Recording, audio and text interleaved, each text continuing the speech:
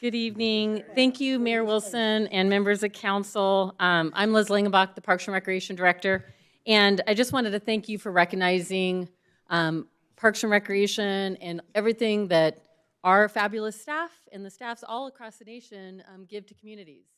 I've been blessed to work for this department for almost 30 years, and in all that time, we've always been so fortunate to have the support and cooperation of our city council, our city manager's office, as well as our community, and we are so fortunate to that. So we will be celebrating all month long because that's what we do. Tonight kicks it off, and we have a great video that we want to share with you that our beloved Matt McNulty did as his last item before leaving the city, along with Larry Binion in our office. So this will be our little presentation of Parks and Rec Month. Thank you again. National Parks and Recreation Month, 2025.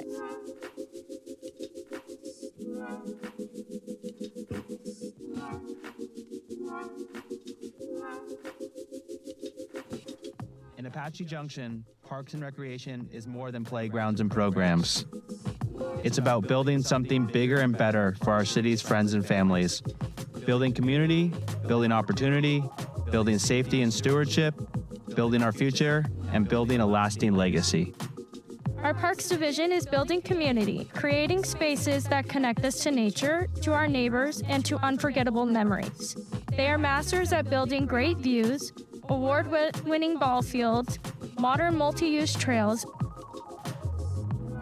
and our many accessible and engaging playgrounds.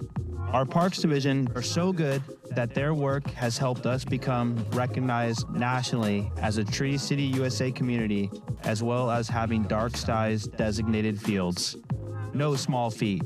Our Recreation Division is building opportunities, bringing energy, creativity, and possibility to every season of life. Special events for all members of the family, Pirates vs. Mermaids, Father-Daughter, Cowboys and Cuties, 4th of July celebration, Dino Days, Family Mud Run, and many more. Focus on your wellness in our group fitness classes or our fully loaded fitness area. Educational classes for youth and adults, not to mention many sports leagues and camps for all ages. Our park rangers are building stewardship, keeping our parks safe, beautiful, and welcoming for all. We're the ones that go out there and wrangle the rattlesnakes, wrangle dogs sometimes. If you start educating people, they take responsibility, and that's what I have found, at least in this position, is that people are willing to take responsibility if they know what to expect. Sharing hiking safety, homeless outreach, and fishing education. Our park rangers are also experts on desert critters and always willing to share knowledge with our community. Together, we're building friendships, building champions, building moments that last a lifetime. What I think is special about our department and Parks Recreation is that every year we try to do something different, make the events more enjoyable. What I would say to someone interested in volunteering or becoming staff is that it's totally worth it. It's helped me as a person become more independent, more of a leader. We're not stopping there. We are building for the future so many generations can come play with us. When I reflect on my journey here in the Parks and Recreation Department, I think I am most proud of the team that we have created. The places are amazing. I think we have wonderful programs, but truly it is our maintenance staff and our park rangers and our recreation staff that really make what we do special. What we build is built to last. Lasting partnerships, facilities, careers, and memories.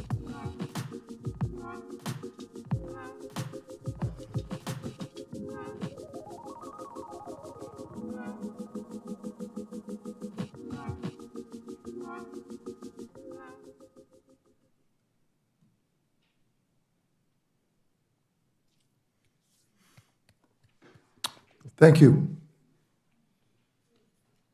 Okay, let's do the intergovernmental meeting updates from the council. Anyone got anything over here? How about over here? Well, I'm going to say what we did ribbon cutting on this past week, actually the first of the week. It was ribbon cutting at W.W. Clyde facilities, and well, here's all of us standing by one of their wonderful pieces of equipment inside the building that they have constructed to be able to maintain these different types of vehicles.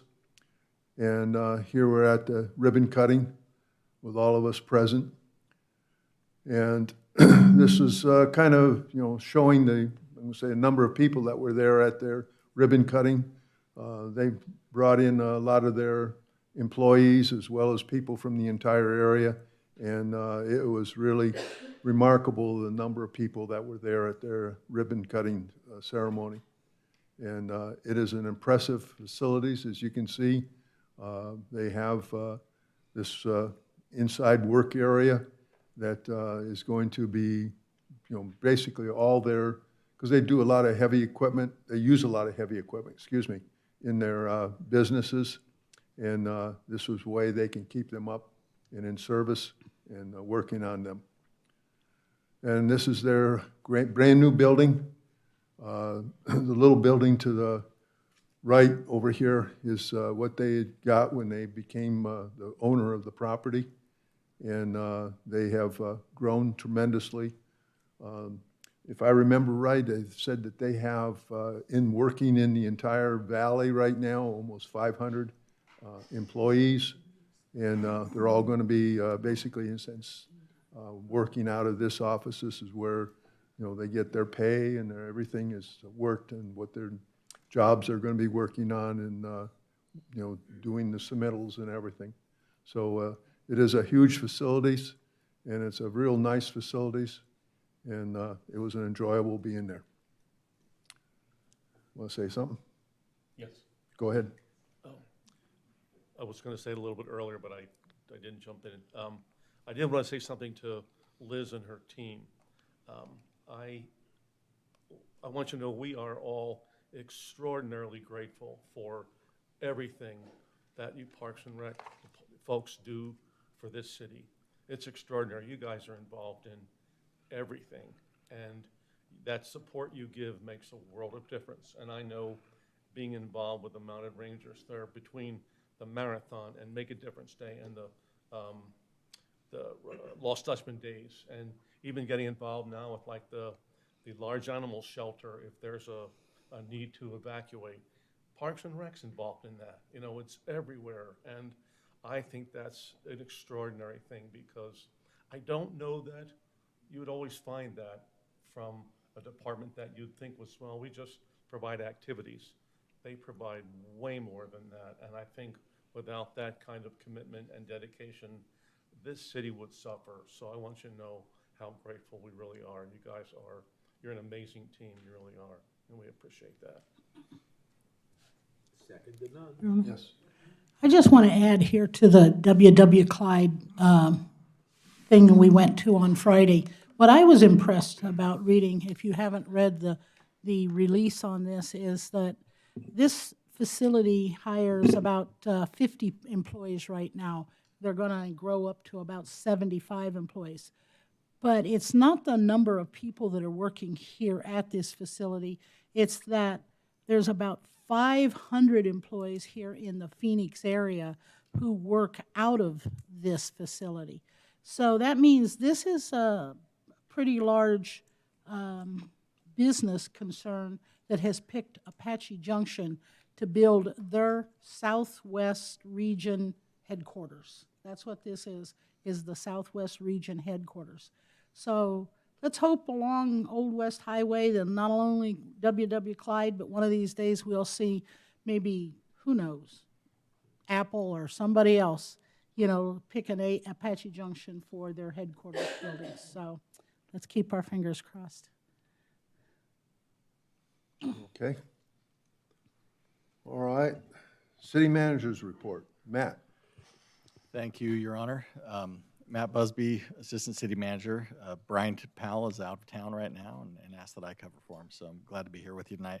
Tonight we have Chief John Whitney of the Superstition Fire and Medical District to share and educate with the public about their upcoming bond election. And we'd like to invite him up now and let them do their presentation. Good evening, Mayor Wilson, Vice Mayor Schroeder, members of council. As you know, my name is John Whitney. I'm the fire chief for Superstition Fire and Medical District. I have with me Cole Waddell. He's one of our captains, paramedics, and is also the president of the Superstition Chapter of the IAFF Local 2260. We really appreciate the opportunity to present in front of you and talk about our upcoming bond election. Brief background on the fire district. We've been established in 1955. We're governed by a 5-person governing board. You can see the breakdown of our staff there. We serve the communities of Apache Junction, Gold Canyon, Superstition Vistas, Entrada del Oro, Peralta Trails area, Maricopa County, and all other incorporated areas. We have 5 stations currently, and we plan on opening another one, Station 266, in 2027. We're an all-hazards organization, including TRT, which is Technical Rescue Team, and Wildland Fire Response. This is a map of our district, and you can see the new annexed area that I know you are all quite familiar with, that we annexed in 2021 in the Superstition Vistas area.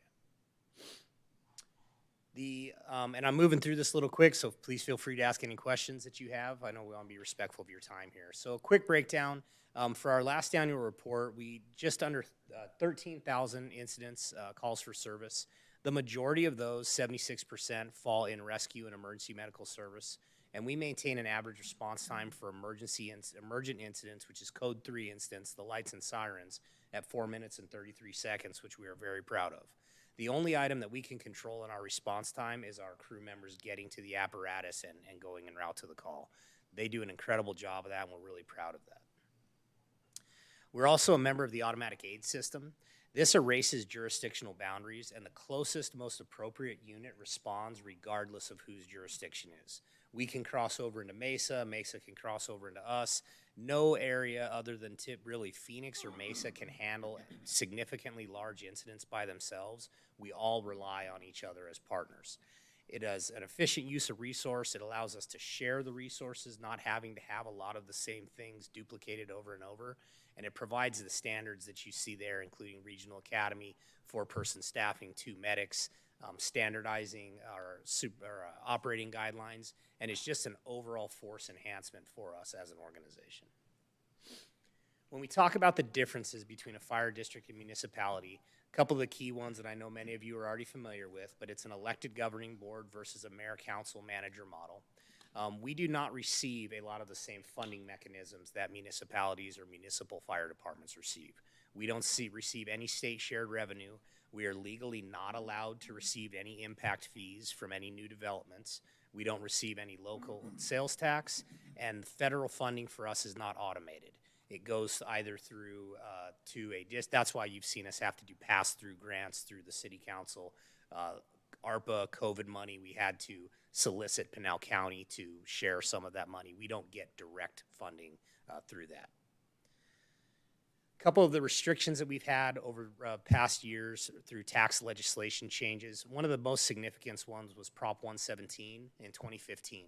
That switched from a full cash value assessment to a limited property value assessment on real property. It also limits our net assessed value increase annually to 5%. The result, the timing of that, we lost approximately 50% to our NAV. We are just now approaching getting back to the NAV we were prior to that decrease. And we've so far been unable to recover from that economic downturn, and we'll show you a chart from that. The fiscal year 24-25 valuation was 92% of the fiscal year 2009-2010 values. That limited our growth in revenue, and that's combined with rising operational costs. Additionally, in 2022, Senate Bill 1093 further reduced assessed valuation of Class 1 commercial properties to 15% by 2027. So we're also seeing a decrease in our commercial valuations as well. When we look at average residential property values for tax purposes, this kind of gives a breakdown of some of the differences when you look at a comparison of what the limited property value, which is what our tax revenue is based on, versus what a full cash value is versus what a typical market price is. A lot of times there's confusion, and as we talk about bonds, we like to remind everybody that the bond costs are not affiliated with what you think your market value is or your full cash value. It's based on your limited property value or your assessed limited property value, which is 10% of that limited property value. In our district, our analysis shows that on average, $180,000 is the average limited property value for a property in our district, which again includes all areas of the organization. Here's a chart showing the impact of when Prop 117 came in as it relates to our net assessed value. So you can see the impact that we received by that. So we've been slowly digging our way out of that hole in that regard.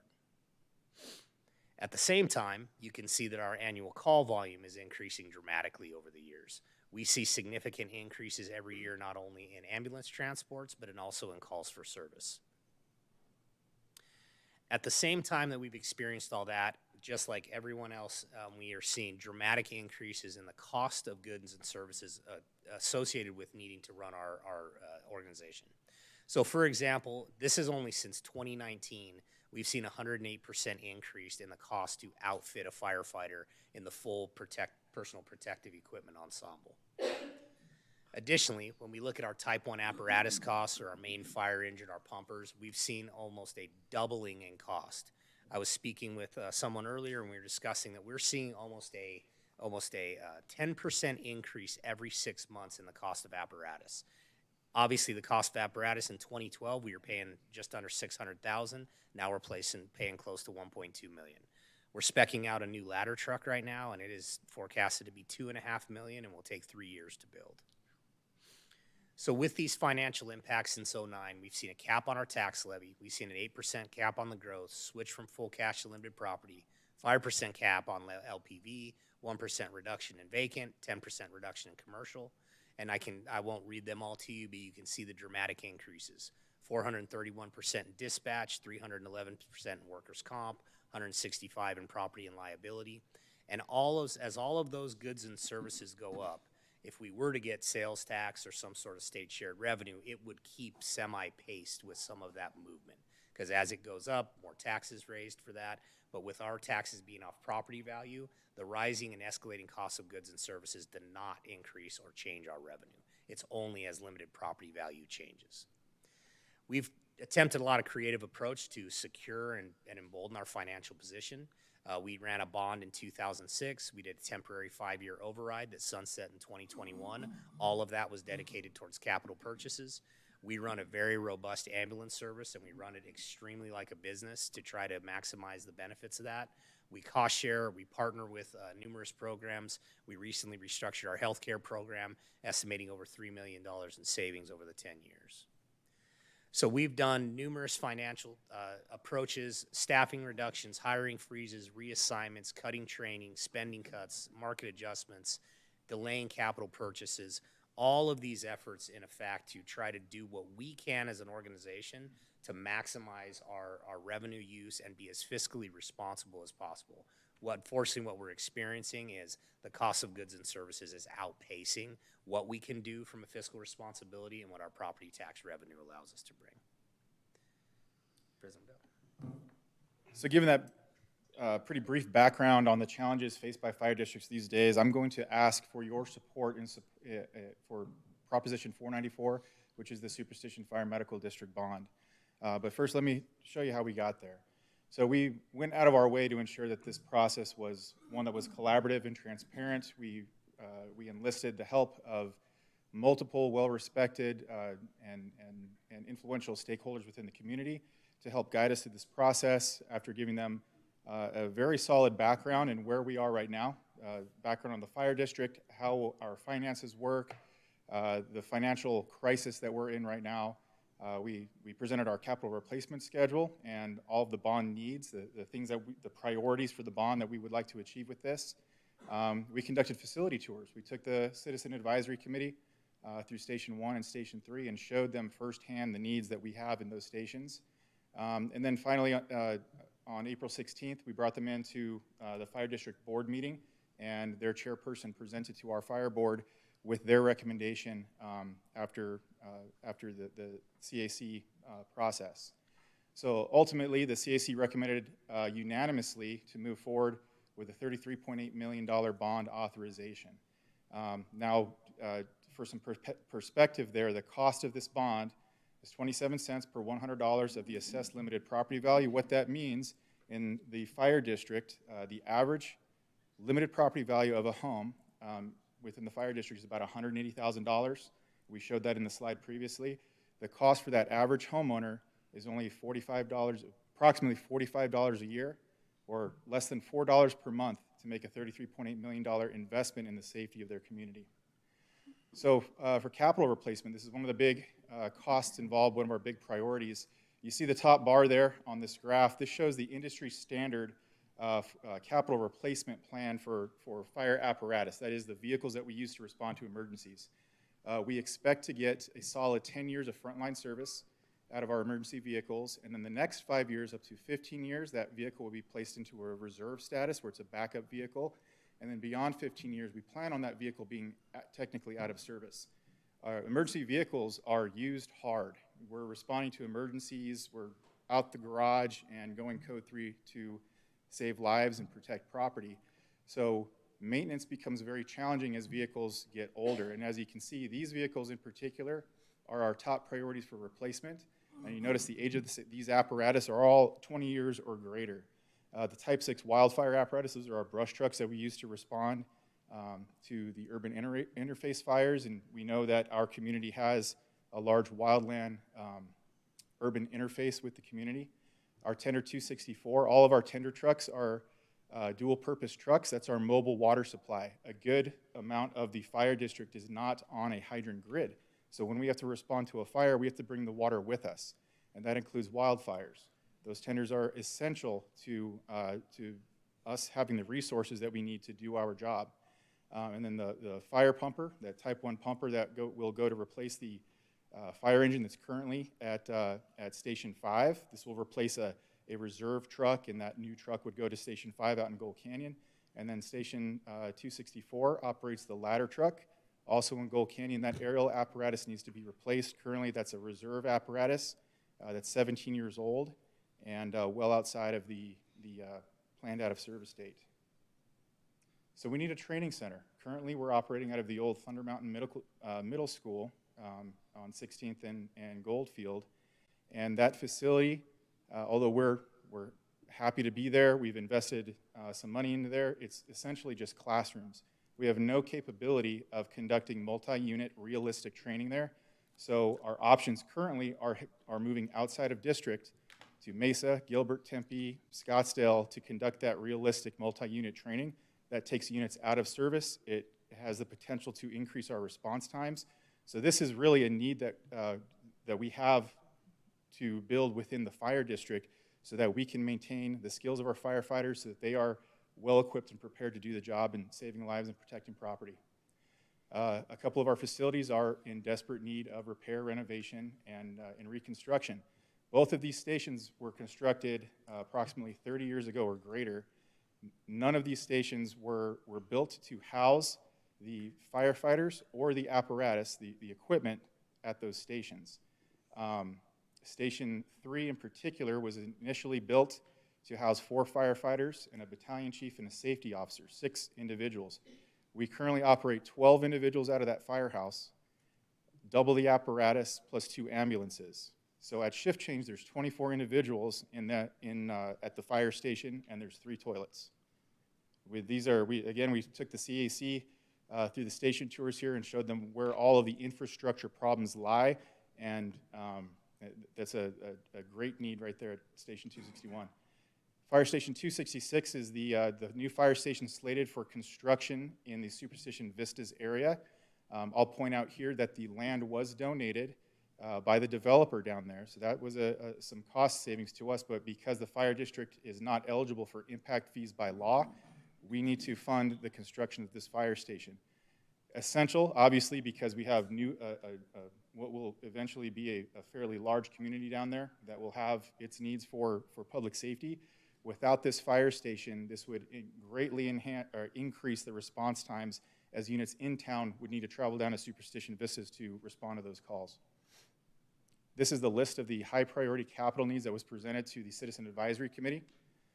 And as you can see there, every penny is accounted for in the ask for in this bond. Response times are the #1 priority in emergency service.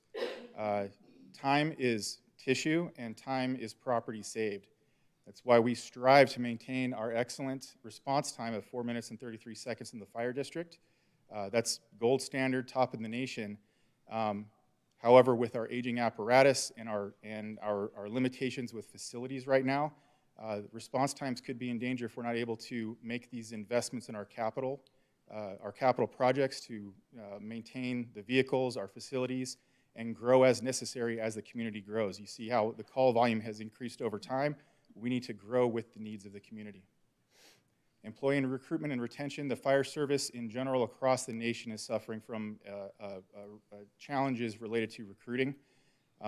Without the bond, our ability to remain operationally ready may be at jeopardy, and firefighters who chose to do this job, to serve the community, to protect the lives and property of the community, will be impacted by our inability to, or our potential inability to maintain those resources that we need to do our job.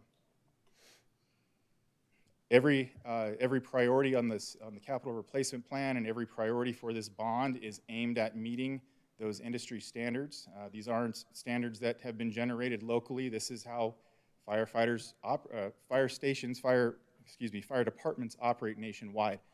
As we spoke earlier on the automatic aid system, the same service that you would receive in the center of Phoenix or the center of Mesa is the service that you receive here.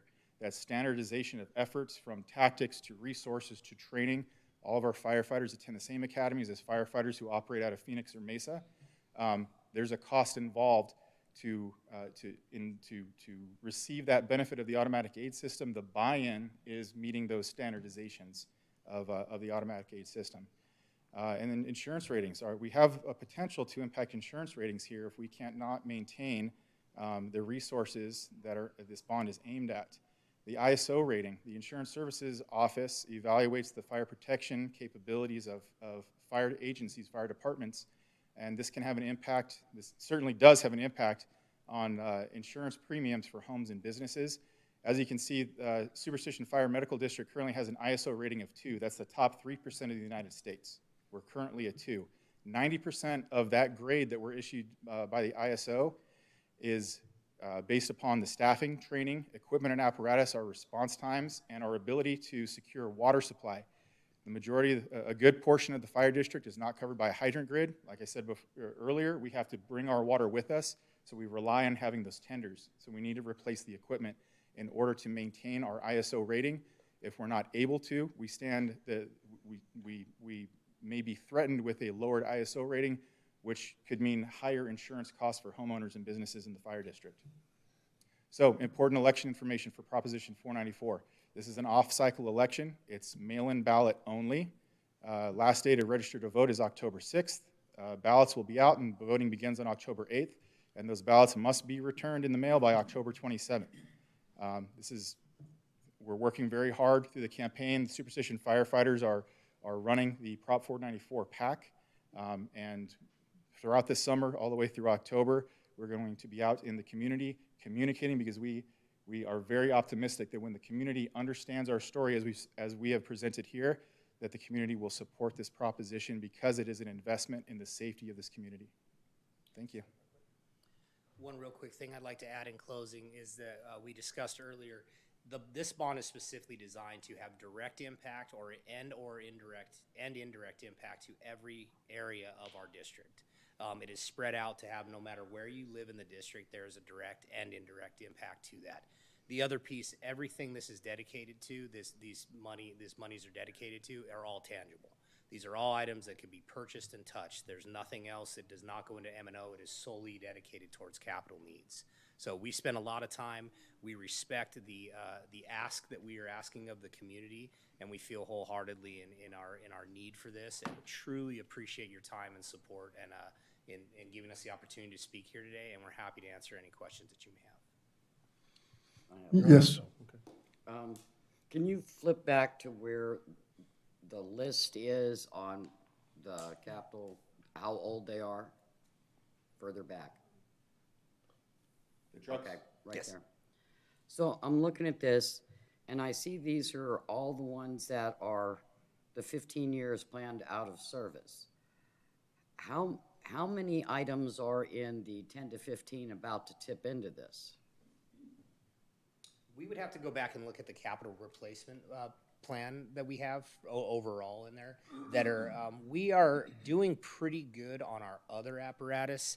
The majority that our brush trucks and our tenders are where we're seeing the problem, as well as ladder truck and pumpers.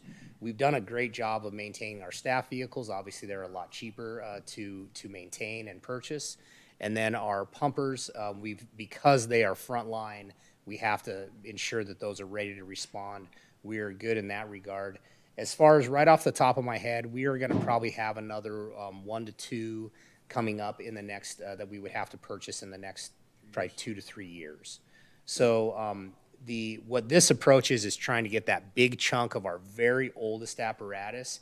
We are also continuing to fund our capital through our normal revenue process. We're not using the bond and then shifting capital funding away from that. We got to maintain the capital.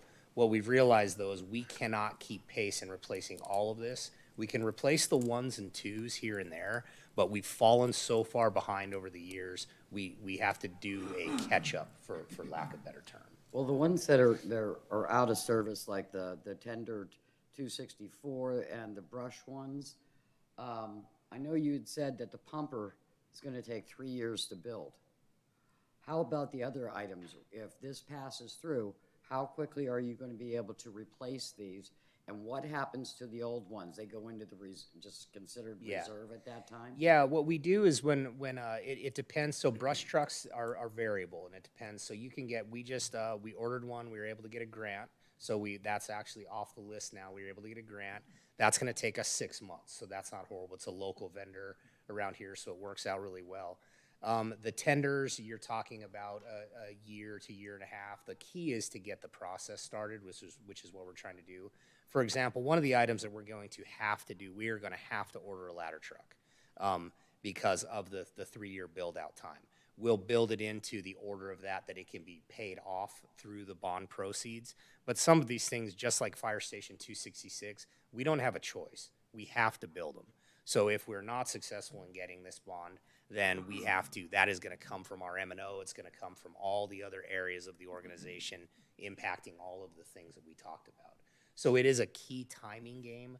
We're certainly not waiting to move forward. We have ambulances on order right now. We have a pumper on order. Our fleet fell way out of compliance for quite a while. So we're very concerned about that time. We also have an amazing fleet services that's done an absolutely incredible job holding these together, and we're just simply running out of where they're not serviceable, can't get parts, items like that.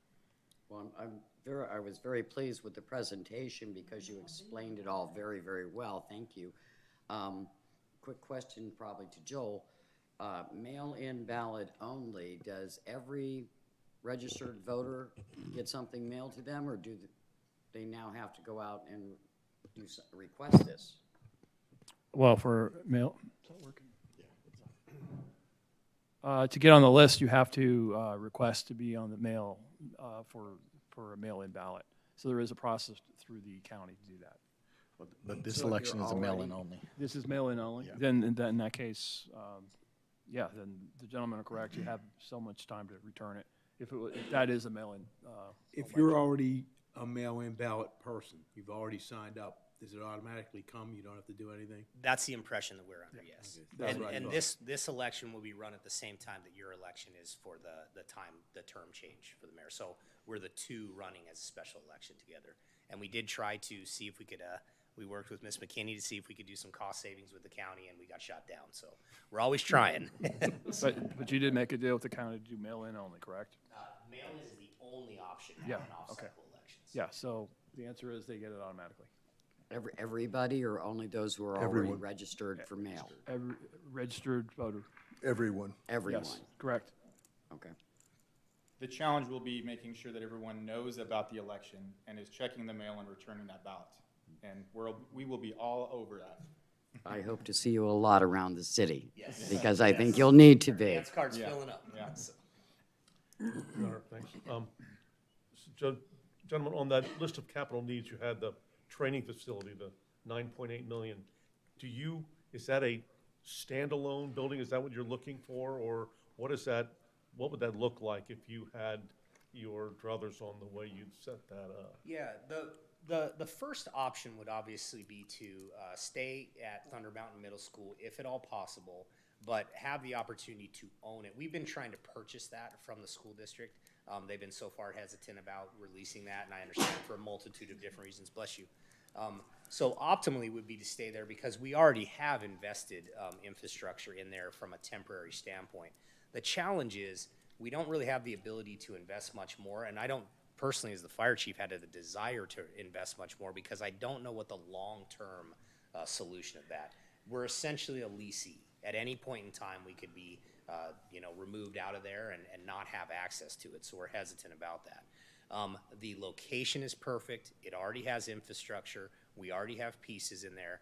Our intent would be to purchase that facility, enhance it, improve it so it can do what we want to do, as well as maintain our relationships with the Department of Forestry and Fire Management, who is also a leasee there, and as well as the City of Apache Junction, who uses different areas of that facility. We would like to make it almost like a regional training center for your Florence, Queen Valley, different areas that don't have training centers, Superior, et cetera, to come to this east side, and then continue our partnership with Apache Junction PD, include DPS. We do a lot of cross-training there. And personally, I love the idea of keeping Department of Forestry and Fire Management. We got 2 hand crews right in our backyard, which makes me sleep better at night when we got that. So that would be the optimal of what we'd look at there. If we did have to go raw land, obviously what we're able to do with that 9.8 dramatically shrinks down because now we're having to purchase land. Now we're having to look at all those items. Optimally, stay there and just continue that, but actually get a big bulldozer and change some stuff up there. So. Right, yeah.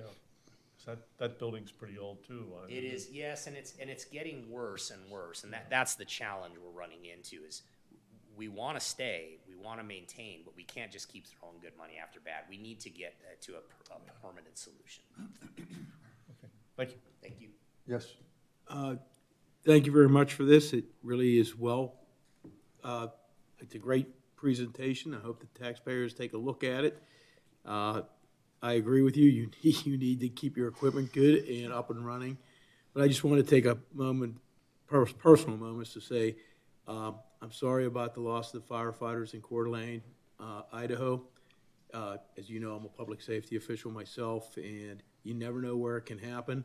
And you guys are doing a great job. Please keep up the outstanding work that you do for our community and the surrounding communities. And I love the multi-purpose training center where you can bring other agencies in. That's great. Thank you very much. We appreciate that. Yep. Okay, all right. Thank you very much. For your time. Thank you. Thank you. Matt. Yes, Your Honor. Thank you. We'll bring up Eli now for the last portion, the announcement of current events. Good evening, Mayor, City Council. Just one event tonight to highlight, and that's our 4th of July celebration here in just a few days. A lot goes on the 4th of July, a lot of work for our Parks and Rec department, so I want to highlight a few things happening that day. Start off the day, there's a free open swim at Superstition Shadows Pool. There's also a co-ed volleyball tournament there at that facility. Limited to the first 8 teams. I believe you have to sign up that morning. It says 7:45 a.m., so something to keep track of.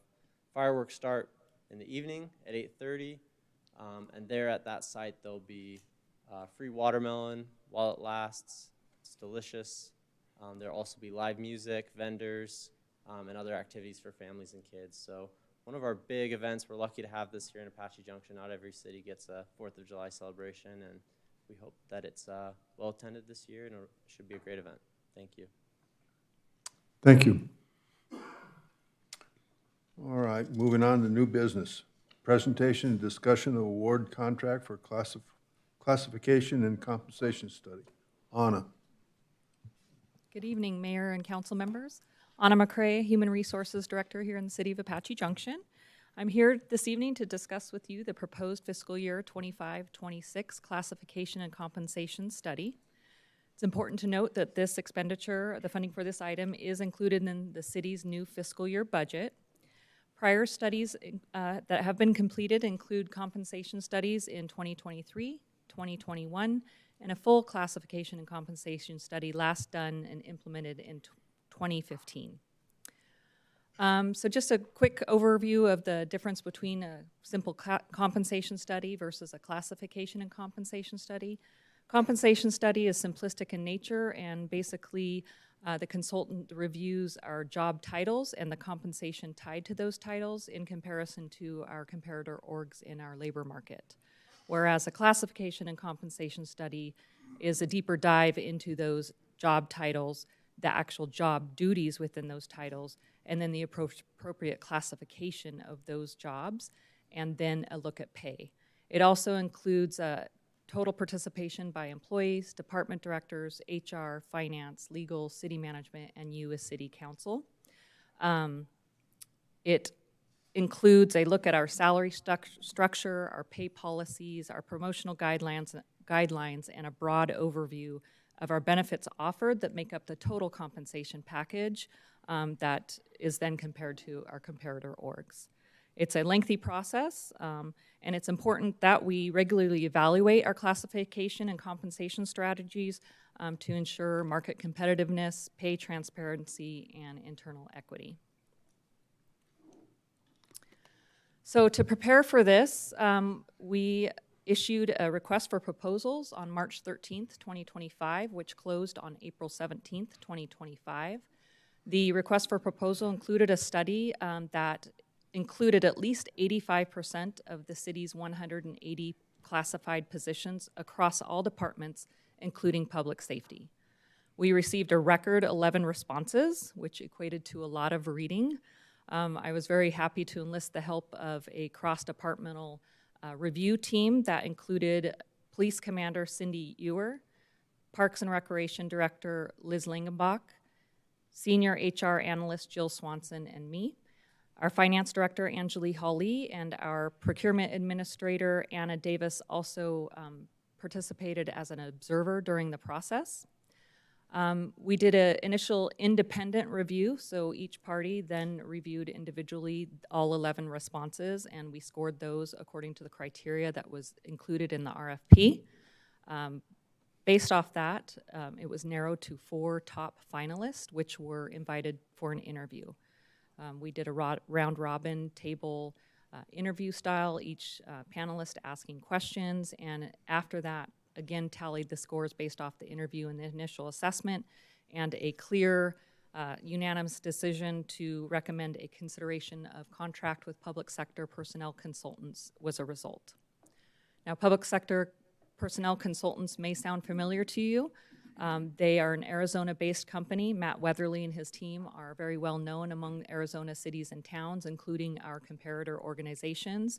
They also performed the city's previous studies in 2023, 2021, and 2015. So next steps, the proposed contract will be scheduled for consent agenda at the July 15th, 2025 City Council meeting. If approved, the study will kick off shortly after that and is expected to last 6 to 7 months, with a final report expected by January 2026 in order to consider any implementation for the fiscal year 2027 budget. And I can't believe I'm saying 2027 already. I feel like 2030 is going to be here before we know it. Anyway, that concludes my presentation. I'm happy to answer any questions you may have. Yes. Being that we have a history with this consulting firm, do you feel that from the past, this firm is able to be comprehensive enough and they can provide us the information we need to really adequately determine the compensation levels? Are you comfortable they will still be able to do that? Yes, thank you for the question, Councilmember Heck. That was a discussion point of the panel. We realized that there could be a perception that there may be some bias with using a consultant that was previously used. However, they bring in the institutional knowledge of having to work with the City of Apache Junction. They also are currently involved with current other classification and compensation studies with some of our comparators, including Avondale.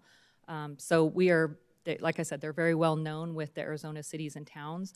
They have the Arizona niche, but they also have our institutional knowledge. So we had no trepidation in presenting them as the finalist for this. They also were the lowest cost and the most responsive bid, so overall, they were the clear winner. Thanks. Anyone else? Okay, thank you. Thank you. Presentation, discussion on GPEC contract renewal and board recommendation. Ryan.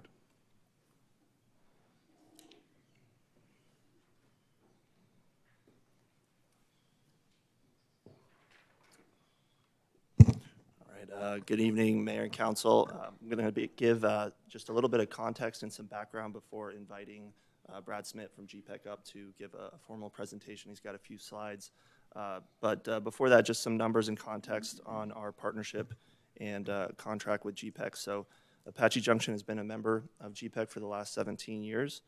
There are 22 total cities that are members of GPEC in the Metro Phoenix area. Over the last year, we have submitted on 6 GPEC-originated projects that have given us the opportunity to bring up to, if we were to land one of these, up to 4,400 jobs, 1.5 million square feet of industrial space, and $11 billion in capital investment.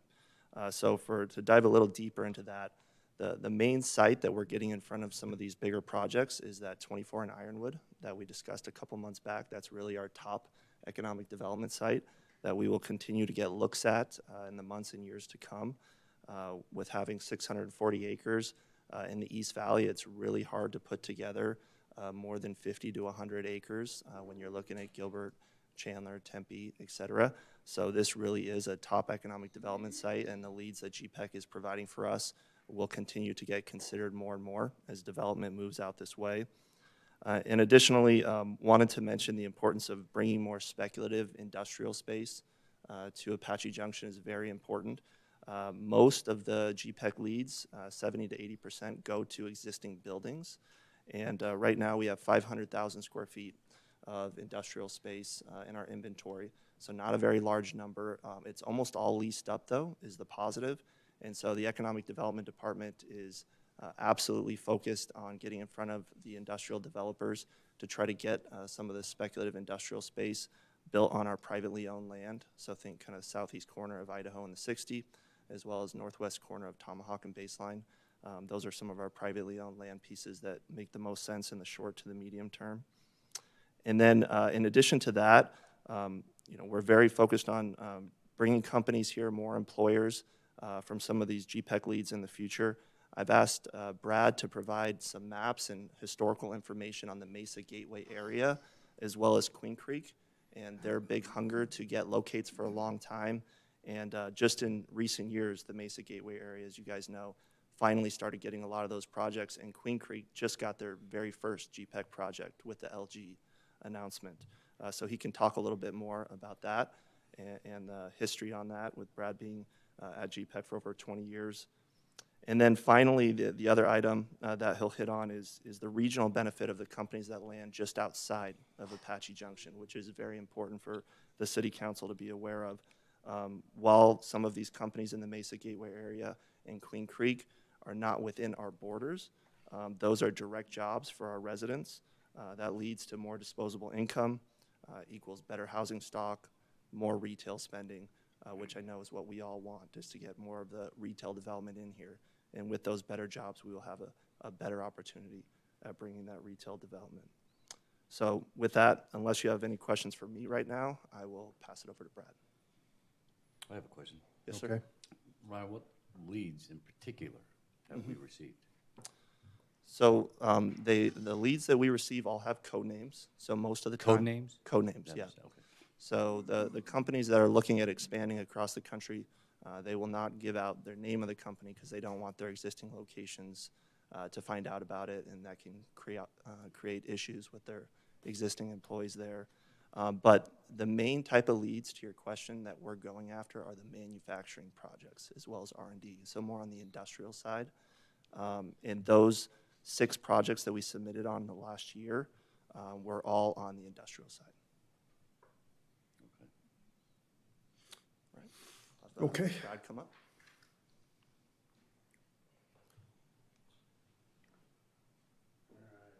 Thank you, Ryan.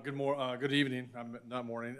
Mayor and members of the council, appreciate and a pleasure to be here tonight to join Ryan and talk about the upcoming fiscal year with GPEC and Apache Junction. And so I just wanted to run through about 75 slides, not that many, but a few slides, just kind of talk a little bit. I think you're all familiar with GPEC, I know you are, and talk a little bit about the activity that we've seen at GPEC, and then talk a little bit about what that means for your great city here in Apache Junction. So do I hit the? Yeah, just click the arrow. Okay, there we go. So, you know, GPEC, our primary mission to attract companies from across the U.S. and internationally. Quite a few of our what we call prospects right now are international. About almost 30% of our prospect portfolio is international prospects. We've seen a lot of those kind of companies, especially with TSMC and LG. It's really kind of built that pipeline. We spent a lot more time and effort in attracting international companies, and I think with tariffs that everyone's been hearing about, we're going to see more companies looking to kind of reshore and build facilities here in the U.S. The other big part of our mission is to advocate for the competitiveness of the market, and so, you know, we cannot attract many of these great companies that we're seeing invest in capital investment and jobs in this market unless we're an attractive market for that. So our CEO, our organization, with the mayors, with our business community, work with the governor's office, legislature, and many others to make sure and ensure that that we're a competitive market for these types of projects. In terms of by the numbers, over the last, really since 1989, we've had over 200,000 jobs that we've assisted with our communities. It's not we haven't done it on our own. We are a partner with the communities, including Apache Junction, as well as the Arizona Commerce Authority and the companies themselves, to bring that investment to the market, and well over $70 billion in capital investment to the area as well. Some of the services that we provide from a site selection point of view, and I am the Senior Vice President of our Business Development Group. I've been at GPEC for over 25 years. I'm a native Arizona, love working with companies, love the greater Phoenix area, and really enjoy working with these companies to help bring their jobs and their investments to this market. So some of the services that we provide these companies include operating costs. So many times these companies are looking at greater Phoenix, they're looking at Dallas, Salt Lake, many other markets. They have a lot of choices to choose from across the U.S. and even internationally. And so we're looking at those markets based on their project parameters to let them know how the greater Phoenix market stands up and compares to those areas. Labor is probably the primary driving factor for a lot of these companies' site location decisions. And so we're providing them information on labor availability, labor cost, labor quality, talent, et cetera, to help them make those decisions to locate in this market. Certainly we're working with our communities to provide site selection assistance. So we, through a process we call our E-Track process, we go out to our communities when companies are requesting information on land, available land sites and or building sites. Some may look at both. And we take that information, package it, and provide it back to the company as opportunities in this market. Economic impact analysis, many companies and the communities themselves, they want to know what these projects mean to their communities, and the companies want to know what their project means to that city as well. So we provide that to many communities as well as the companies looking at the market. And one of the things I think we do that's very important to many of these companies, I've done it quite a bit over the last 6 months, is really touring with companies. As they tour the market, they're looking to connect to key resources. So they want to meet with other employers in the market. They want to meet with the community colleges, with the universities, and while they're here touring sites, they also want to know, what is driving this, what makes this a productive and attractive location for many of these other employers. So we do a lot of that, helping these companies talk with other employers, et cetera, in the market to help them make that decision to locate. And then certainly we want to be involved in the back end and really help them with PR and really celebrate their announcement, their decision to locate in the market through press releases, et cetera. Just a quick update on our activity. Actually, This was through the end of May. We probably have our end of fiscal year. Today's the first day, as you know, of the new fiscal year, FY26. And so as of today, really, we have about 54 locates with about almost $7 billion in capital investment and about just over 7,200 jobs that have been created with our partners in the region. So, and again, our high wage salary is very high, of almost $95,000 with these projects, so really good projects. We are, again, as I mentioned, 28% of our overall prospects are international. We've really seen great activity in the last 6 months with our prospect numbers. To date, again, you see there are about 236. We're actually, as of today, I think it was 264 prospects. But you see there are kind of our active portfolio. We may have more active prospects than we do, or more from this fiscal year than we do overall active, because some companies will come into the system. They're looking at multiple markets, and then they may fall out of decision-making process for Greater Phoenix as they look and make decisions on other markets or decide that Greater Phoenix isn't the location for them. So that's why sometimes we'll have higher numbers on our current year prospects than we do on our kind of overall portfolio. Ryan mentioned a little bit about this, but in terms of our prospect portfolio, a majority of the projects that we're seeing are industrial. Post-pandemic, really office deals have fallen quite a bit. They were probably around 45% of our portfolio. Now they're only about 15 to 20%, kind of depending on the current time frame. But a lot of companies are struggling in terms of the office market, figuring out how much office they need, where they need to build this, and how to get many of their employees kind of back in those office spaces. So many of the financial services employers, insurance companies, banks, et cetera, a lot of these big office kind of deals, we're not seeing as many of those as we did in the past, because those companies are still struggling on kind of their optimization and utilization of that office space. So the good news is we've seen a lot of industrial deals. And of our industrial, you see on the left, about 65% is manufacturing. So we're seeing a lot of light manufacturing projects. We are seeing some of those advanced high-tech manufacturing, whether they're related to some of the battery energy storage projects or solar, even semiconductor type projects. So there's a lot of great deals that are looking at the Greater Phoenix market, data centers and some HQ and other RD as well. So again, pretty good activity, and that just gives you a breakdown in terms of size. On the industrial side, we do see quite a few large requests. So many of the industrial deals that we're working with are looking for space over 100,000 square feet. And as Ryan mentioned earlier, many of those companies want existing product, but if they're manufacturing, many times the existing product in the market doesn't match and doesn't meet their requirements, and so they're going to look at build-to-suit options, which works well for you, works well for these communities that have large land portfolios. I won't go through all these. There's some recent announcements just in the market. Again, Mesa, fairly close, manufacturer, Apex Power, power equipment, Arctic Ammo's defense supplier, and Surprise, the Bush Vacuum Solutions is a semiconductor industry supplier. You see an Eloy there, parts container manufacturer called Freeburg.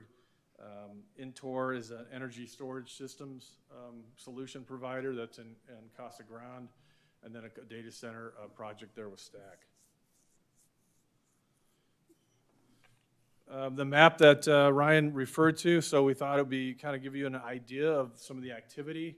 And you see there in fiscal years 2016 through 2020, we only have 5 projects that have located kind of near the Mesa Gateway Airport. Back then, there wasn't a lot of as much infrastructure and activity in that area. And since then, we've really we're up to, I think, 23 and counting in terms of number of projects in that general area. There's quite a bit of activity with existing product, existing more land availability with infrastructure, and knowing that your land or your boundaries go down to the 24. I think there's a lot of opportunity for projects to look within the City of Apache Junction limits there. Freeway corridors always make are an important part of their decision-making process, as they can get employees. Many of these companies want to be able to get their employees, their products, services to that facility fairly easily. So having that freeway access within a couple miles is vital for many of the companies in their decision process. And then lastly, a couple slides of just a couple regional locates here near Apache Junction with Carbon Capture, a climate technology company located in Mesa. Corning, you may have heard a while back, fiber manufacturing in Gilbert. DSV in Mesa, big transportation distribution company with well over 500 jobs. And then LG Energy Solutions. I'm sure you're well aware of that project as well in terms of their battery energy storage for EV and utility scale batteries. So many of these companies, they're choosing this area because of the labor force availability, because of costs that are very competitive, and because of the infrastructure that is coming this way in the kind of Southeast Valley. And then lastly, the community benefits report, we have a model with through an in-plan, and we run the revenue return for your investment in GPEC, and our model estimates for every $1 that Apache Junction invests in GPEC, there's a $23 return. You see there about 736 jobs estimated for Apache Junction residents from locates within the area, and over $2.7 million in new Apache Junction direct revenues from these companies that have located nearer in your city boundaries. So, and with that, I'd be glad to take any questions, answer any questions you may have. Yes. Thank you. So, Brad, of the 6 opportunities that our economic development team had to kind of show our interest in it,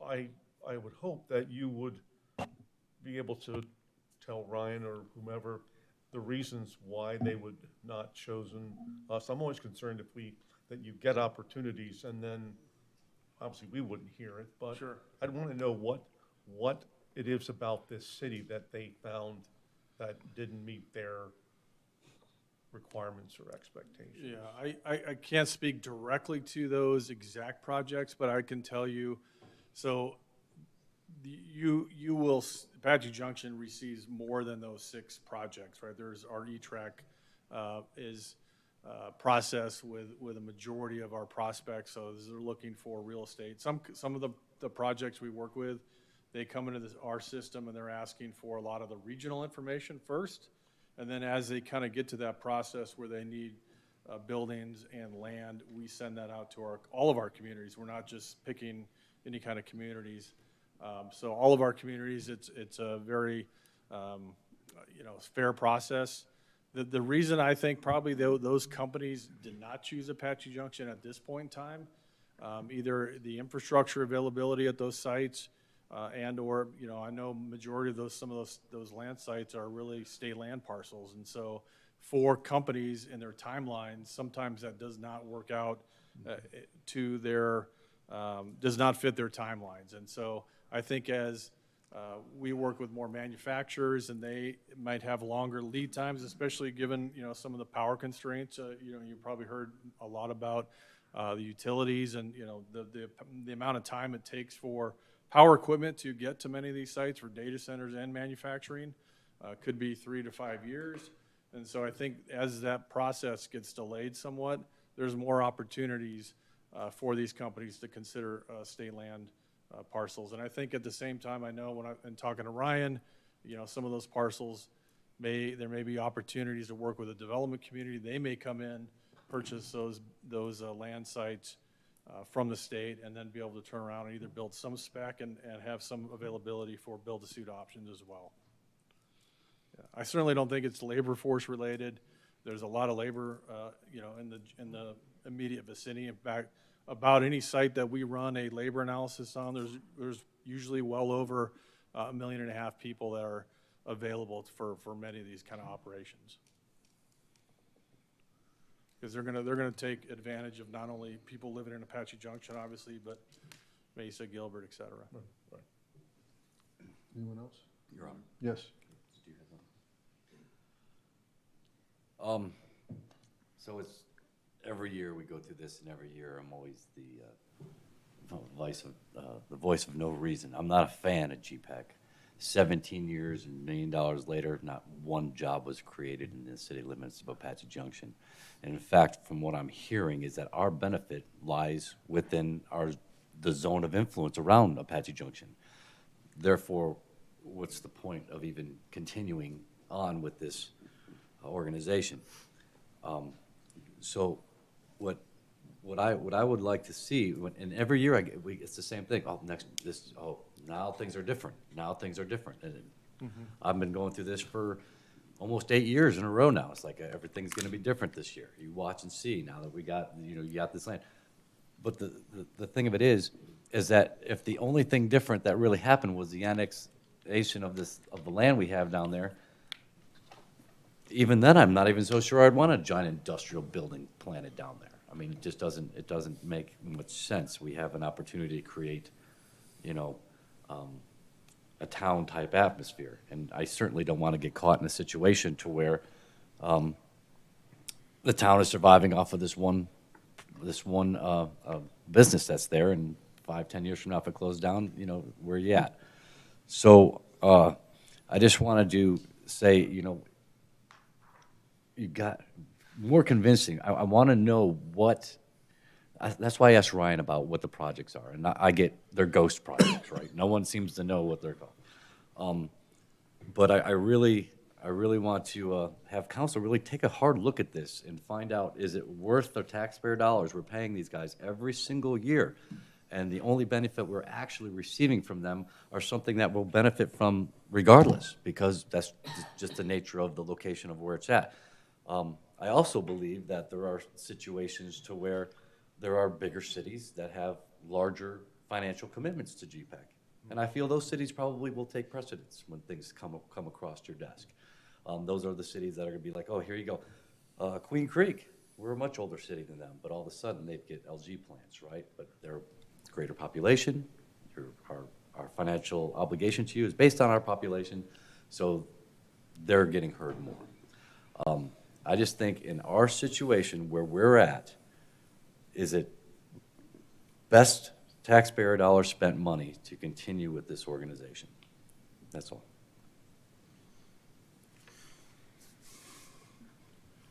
Any other comments? Thank you. All right, thank you. Your Honor, it's staff's intent to bring this in 2 weeks on the consent agenda. Okay. And it would be my intent to pull it and talk about it some more, just so you know. You might as well bring it to an agenda item. Thank you. Good evening. Okay. Presentation, discussion, approval agreements on on-call engineering services. Emil.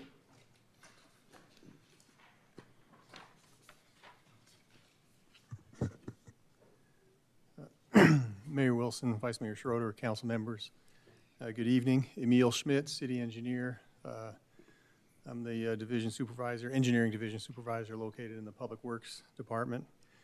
And I'm here this evening to discuss First Amendment to our PW 2022 Public Works on-call services. I'd like to briefly review why the city uses on-call consultants. On-call consultants are a pre-selected, pre-approved group of consultants. They provide flexibility to rotate different engineering tasks among those consultants. And for us at Public Works, that means civil engineering tasks, survey tasks, and geotechnical engineering. And geotechnical engineering is related to soils studies and analyses and recommendations. As the name suggests, on-call means that the consultants are available immediately. And what that does, it improves our responsiveness in completion of these various public works engineering-related tasks.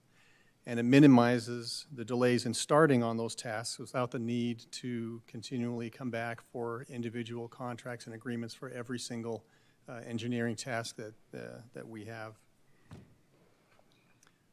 The process that we have in selecting on-call consultants is very similar to what Anna had described earlier for her presentation. We send out a notice throughout the region requesting statements of qualification. Interested firms, engineering firms, will prepare and submit SOQs. And then there's a panel of city staff members that individually reviews and ranks each of the SOQs that we receive. And then as a team, the staff will discuss, evaluate, and then develop a short list of recommended consultants. And these consulting firms are selected for a 3-year term. And then we take these before you to present and discuss and for approval. And the way that the city and the consultants coordinate on these engineering tasks is through a professional services agreement. And we have separate PSAs for each of the on-call consultants that we currently have, which brings me here for this evening. So our current group of professional service agreements for PW 2022 Public Works on-call services expires this summer. And Public Works desires to extend the 3-year term of the original PSAs for 1 additional year to end June 30th of 2026. And we have prepared a first amendment to the professional services agreement for each of the on-call consultants. And here's just a quick list of the on-call consultants that we have. We have 3 different service areas: general civil engineering, general survey services, and then geotechnical. And these are some of the local engineering firms that we have right now. So staff respectfully requests Mayor and Council consider approving the First Amendment to the professional services agreements for PW 2022 Public Works on-call services for fiscal year 2026. And this item and these First Amendments will be on the consent agenda 2 weeks from tonight, July 15th. And with that, I'd be happy to answer any questions. Any questions? No. Any questions? Thank you. Thank you. Thanks, Neil. Presentation, discussion, approval of agreements for job order contracting services with various trade services contractors. Liz. Good evening, Mayor and City Council. Again, Liz Langenbach, the Parks and Recreation Director. Tonight, I'm here to share a process that multiple city departments collaborated on recently to bring a job order contract program to the city. We're going to talk a little bit about what that is, and then we'll talk about the 2 RFQs that we put out for different jobs. We worked with Sue Billings of EDS to research, learn, and create best practices that we found in Arizona, and then formed an internal team to champion kind of this effort. Our biggest need for this is that we have so many different projects, really small, from as small as $2,500 projects all the way up into bigger projects like mid-size construction of our rodeo grounds phase 1, for example, many others that we'll share tonight, that it tends to be very costly as well as time consuming to go out and get quotes for every single one of these, generate different contractors. And so we wanted to look at some other ways of doing that. So first, I'm just going to share a little bit about what a JOC is. So job order contracting, short version JOC. They are a common project delivery method. It is outlined in Arizona state statute. It's also in our city code as a acceptable form of performing different construction projects. Our city code also regulates JOCs just like the state statute does. Several years ago, you increased the limit of our ability to do JOCs for a max of $5 million per project, but they can be as small as much smaller projects. As I said, they can be for $2,500, for example. The city has historically piggybacked off of other cities, so normally we would find a contractor that is able to do something at the budget that we have listed, And we would be piggybacking on, say, City of Mesa or City of Peoria's job order contract that they already have. What that limits for us is that we don't get to use some of the regional and the nearby firms that are here in the Apache Junction area. They might not be on some of those bigger cities' jocks. In addition, they might have a lot of projects underneath those, and they don't have, the time to dedicate to some of our smaller things. Once awarded, the city can request pricing for a specific project from one of these contractors off the list, kind of similarly to what Emil was sharing. And if an appropriate price can be agreed upon, they generate a work order then at that point. What we will be taking you through and that you will be approving is the master agreement, the one that allows us to enter an agreement with the contractor. And then once that is done, we would be able to go off of those lists and enter into individual work orders with that firm for a smaller project or, for example, a bigger project that we'll get into. Some of the benefits to doing a JOC is that it's a significant time and cost savings. So it just streamlines a lot of the processes. We've been before you at times. We'll go out for an RFP and a request for proposals. We'll come back and we didn't get anybody in that either. If nobody bid at all. Sometimes it'll come back way over what our budget is, and then we have to start the process all over again and go out for bid again. Oftentimes, you've heard us share before, that process might take 2 to 3 months from the time that we draft a request for proposal to the time we sign a contract with somebody. And in that time, we have lost, a good 3 to 4 months in our fiscal year to get a project done. So time savings is one of the #1 reasons why people go and utilize JOCs. They can start those projects a lot faster. So some of these firms are already in our system. We've already have an agreement and a relationship with them.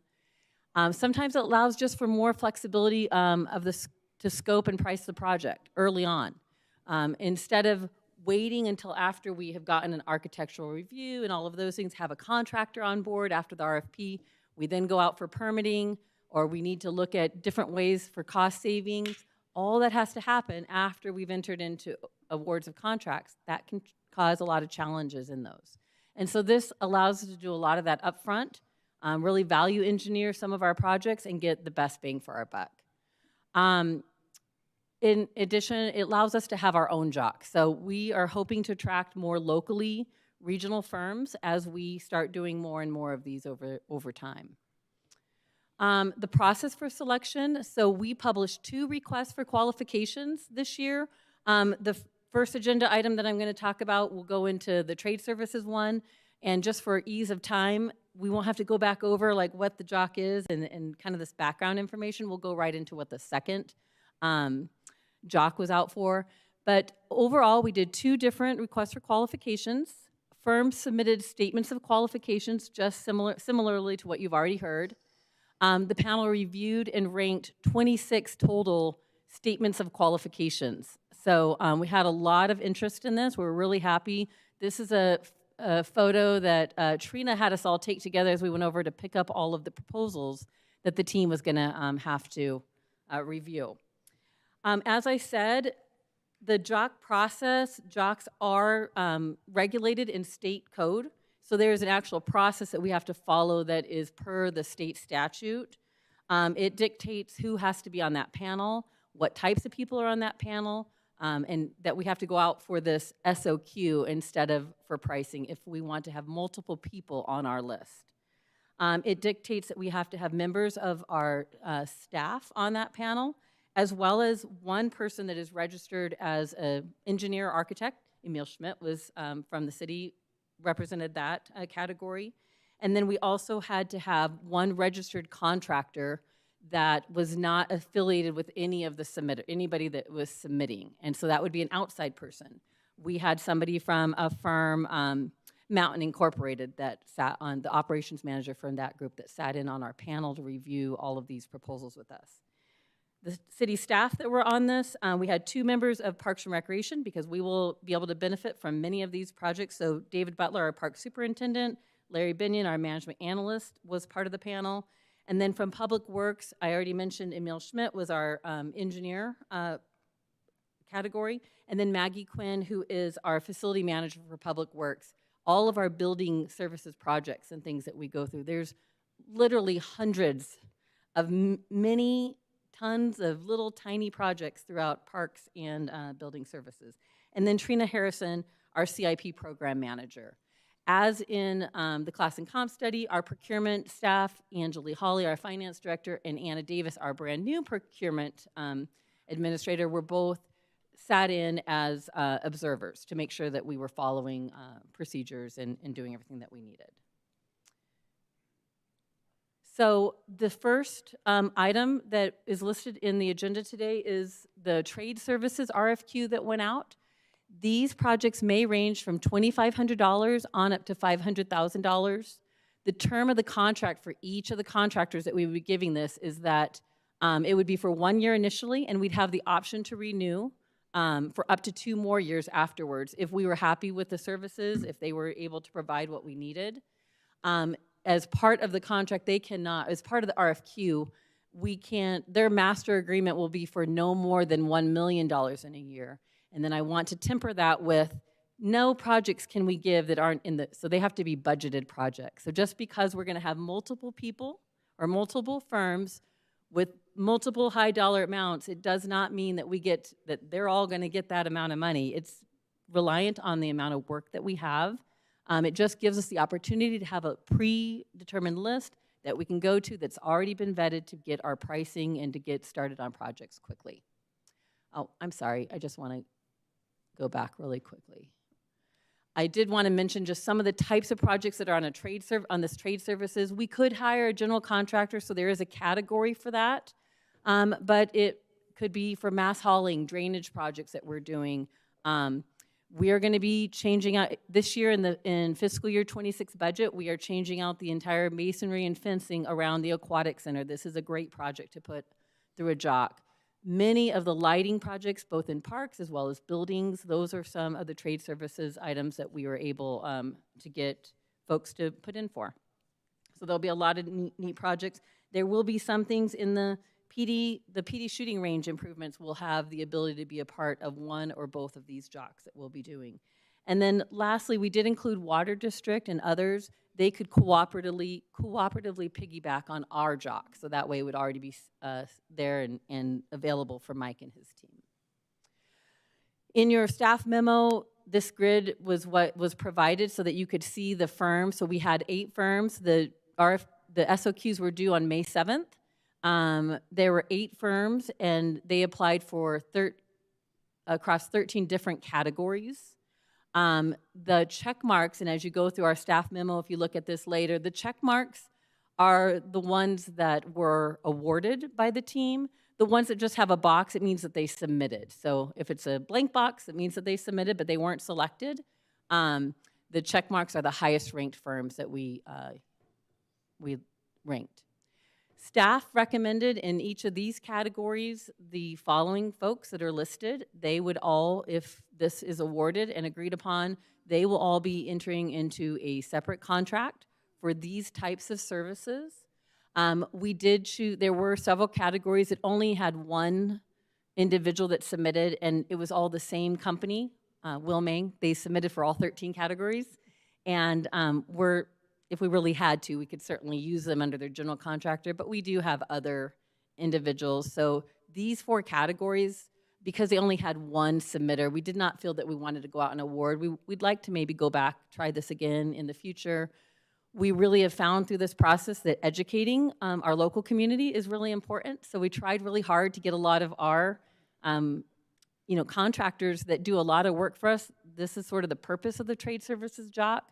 But it is a little bit intimidating at first because there's a lot that you have to submit for and put together. And so we really feel that outside of this setting will be a great opportunity for us to either work with the chamber as well as some of our different contacts. Maggie and I have talked about having some training sessions to let our local folks know how to put in for something like this, and maybe in a future round they'd be able to go out for it. That's also the reason why we made these only for 1 year, with the option of only being able to do up to 2 more years, so that as we learn through this process, we can kind of evaluate it and not be committed into too many years before we have to go out again. And I'm sorry, I kind of jumped ahead, but that's the end of that first item on the agenda. And so we would be coming back, so all of those individuals, let me just go back there one more time. All of these individuals would be receiving an individual master agreement. That was what you can see in your packet. They're all the same agreement. And then they have the documentation for the individual work orders are part of the exhibits in the back. I would love to entertain questions on the trade services, Jock, if you have any at this time, or of the process. Yes. So as I understand, and just for the record, because every one of the contracts is the same, they are simply an agreement that we would be paying them for services once we go through, and if they put in, the work order is the actual work being performed, and all of the ones that you're talking about are already contained in our fiscal budget that we have already approved. Is that correct? Yeah, so it would be all types of projects that are already in one of our either big projects that are easily identifiable or maintenance and repair projects that are part of our budget.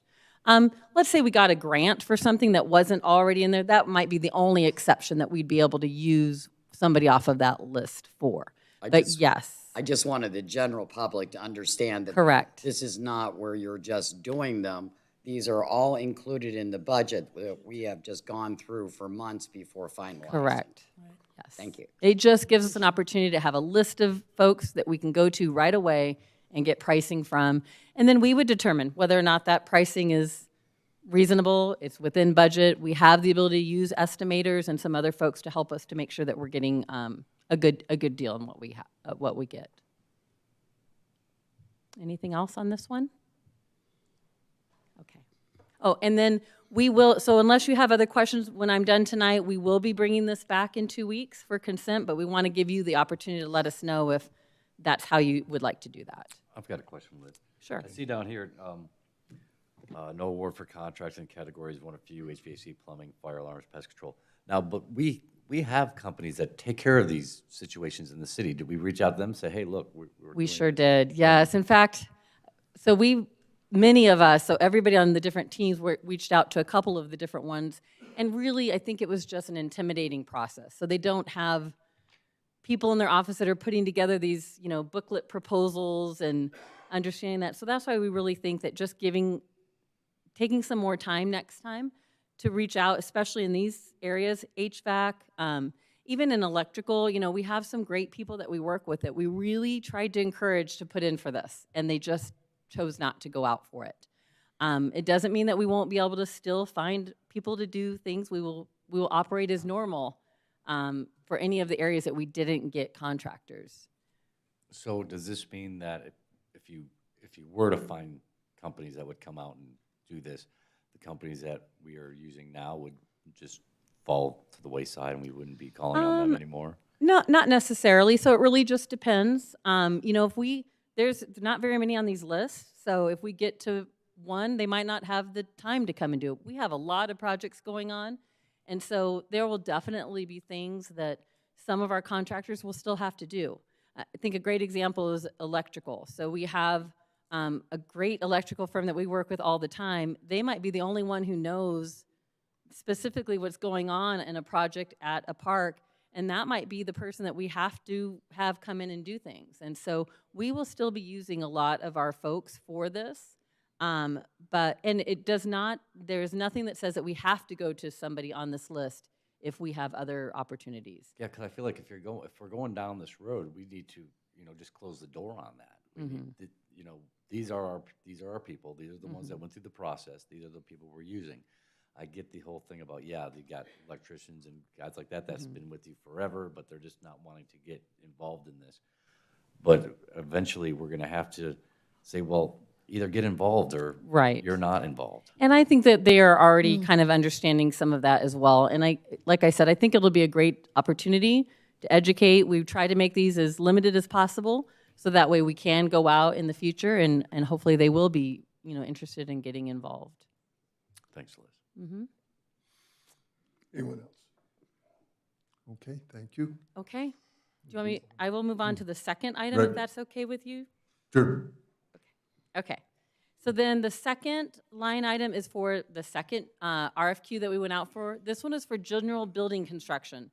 So this could be for projects that are from five, so kind of the same, it's all the same concept, it's still a JOC, but this is for larger projects. And we did a separate one because theoretically, those are different types of firms. So large projects, $500,000 to $5 million. Again, a term of contract of 1 year with the opportunity to renew up to 2 more years. And then some of the examples of projects, so right away, right off the bat in our budget, we have the pickleball courts. They're probably gonna be in that $1 million to $1.5 million range to finish that. That's coming out of development fund fees, not general funds, but we'd be able to use this JOC to be able to quickly get that project started this fiscal year. Rodeo Grounds Phase 1 is one that has been earmarked for these JOCs. So again, we have a list of multiple folks. We have some that are ideally matched with these types of projects. We will be going to them and having those firms give us a price and work on a work order with them. Some other projects that either are in this budget year or could be in a future budget year. For example, the Reading Garden at the library, that's a project that would probably fall into this category. The Superstition Basin Park, it doesn't have a real park name yet, but it's the basin there on Idaho Road that will be eventually a future park with development fund money. That might be 2 years. We're in design this year. In the next year, when it's time to do construction, this is a project that would probably fall into this smaller level.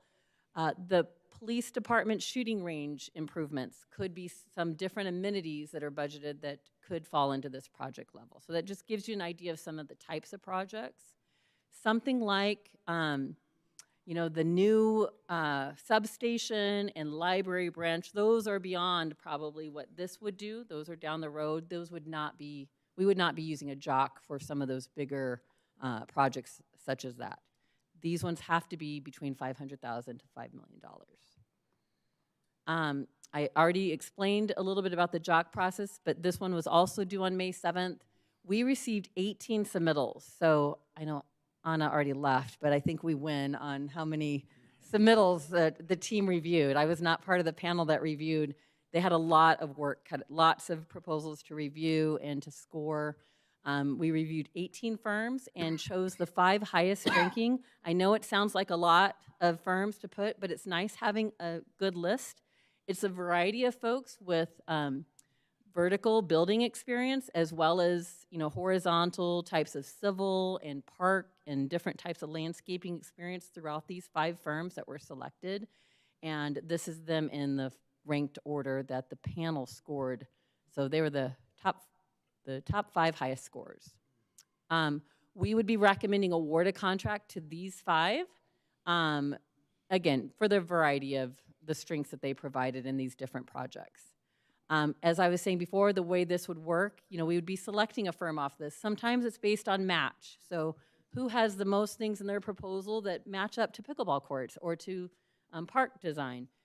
And then a different one might be who has more building experience. It's going to be somebody that's going to do a different project. We'd be looking at their proposals and looking to see as a team, you know, what are the projects that we want to be able to go to them. We would work on negotiating a contract with them or a work order. And if we couldn't come to an agreement, we'd just be going to the next person on the list. So having 5 of them gives us a little bit of flexibility.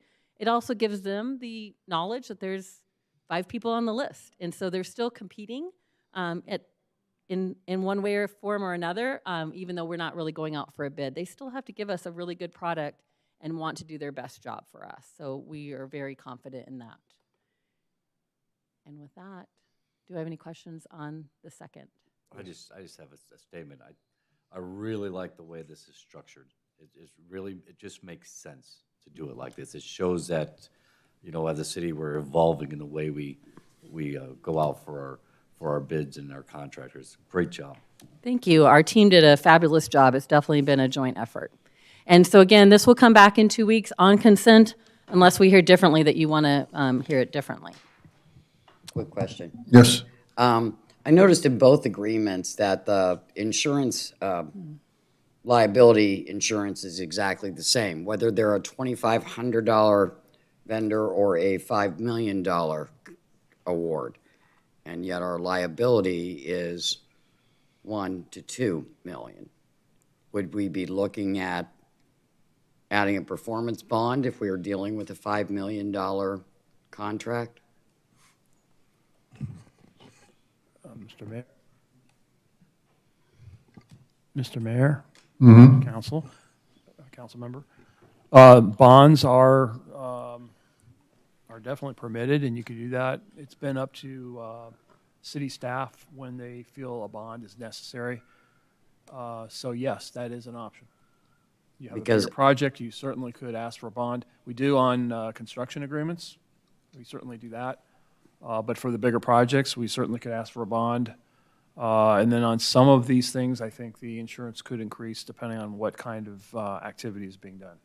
Well, that's why I wondered whether there could be something in these agreements have a insurance limit that they have in here. It adds under 19 that there could be a payments and performance bond, and that's in both agreements. But also in both agreements, under the insurance, is the liability insurance is the 1 to 2 aggregate. And that's in both. But I think it should have some kind of language in these bigger ones that Joel, says if I might as add- applicable to Yes. the award contract, the award job award order. And I think that's an excellent question. And Joel, please tell me if I'm wrong, but in other projects that are similar in size, these would be what our requirements are. That's usually what the typical boilerplate of most projects of this size. So that's really kind of the limit, because that is the largest amount that we might be experiencing. So again, think about, there are very few projects that are, the rodeo grounds might be one that's $3.5 million, but pickleball's $1 million, you know what I mean? So they're not, I just this don't want it. is really towards the max of the limit of what we'd be doing. If we were looking at projects greater than $5 million, that might be a reason to have a variety in there, but we can certainly make sure that we are doing performance bonds, which would be also very standard in many of our construction. Yeah, There's no because reason we normally can't I do would that. see just an extra like 4 or 5 words that says as limited or up to amount of award of work order. So not in the ones that we've done for construction projects. It's usually in the performance bond where that protects us. But am I wrong? No, you are correct, and like I said, in other construction projects, Public Works has done, we have done the bonds. Sometimes they just don't want to do them because it does increase the cost. And then I think there's a weighing of risk. The city manager could chime in on this. There's a weighing of risk sometimes when you do bonds, especially for the kind of activity or construction activity that you're doing. Anyone else? All right, thank you very much. Okay, call the public. Do we have any call to public requests? Okay, so we won't have a call to the public. I will adjourn the meeting. Thank you.